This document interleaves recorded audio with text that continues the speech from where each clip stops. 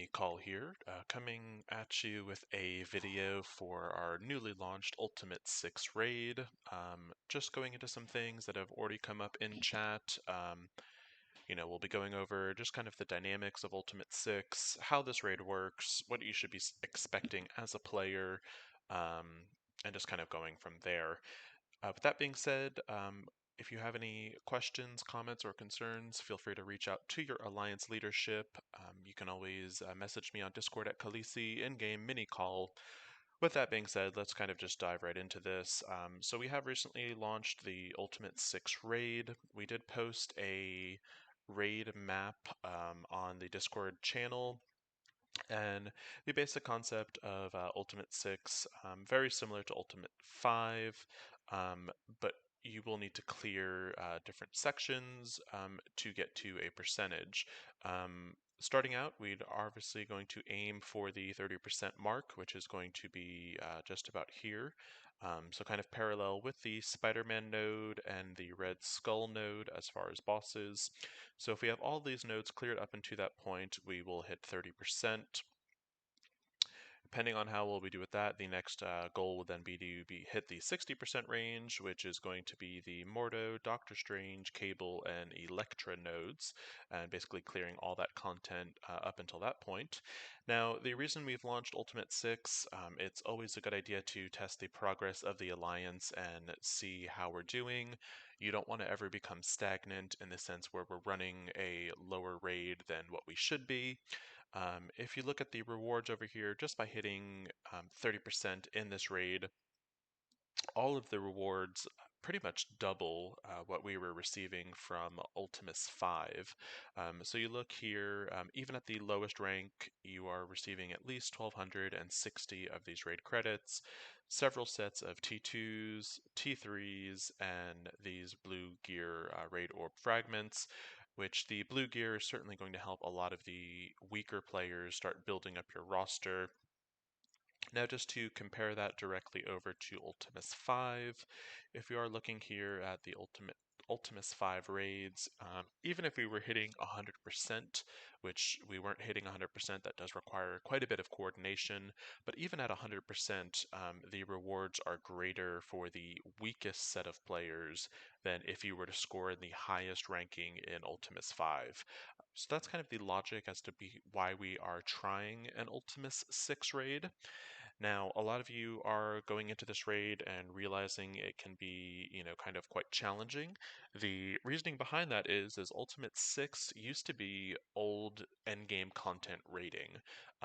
So back when there was only Dark Dimension 1, the highest raid you could go into was Ultimate 6. So that's why this is seeming so hard.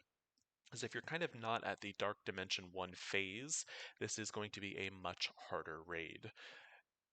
Now, pretty much it's still with the overall group. So if the group is able to manage 30% without expending either these raid energy refreshes or having to heal your teams, it's worthwhile doing these raids just for the simple fact that everyone is going to benefit from these higher rewards. I'm not going to go into too much detail about as far as what lanes you should be taking. That has been discussed in Discord. But I am going to just kind of go in here and I am going to do what I can. Now, keep in mind, what I can do is probably honestly not going to be very much. Again, as I've said in other videos, I do have one of the weaker rosters in the Alliance, but I am still going to try to go in and see if I can at least kill a enemy with the people that are already in this raid. And you're seeing how hard it is. That is kind of the mentality. This is old end game raiding. It's no longer the case now that Ultimus 7 is in game. But make no mistake, this is going to be much harder than Ultimus 5. It's going to be harder than the Greek nodes we're currently on. So really the best thing you can do, just as the new players to the mid-game players, try the best you can. As we've discussed in Discord, this is our first test run.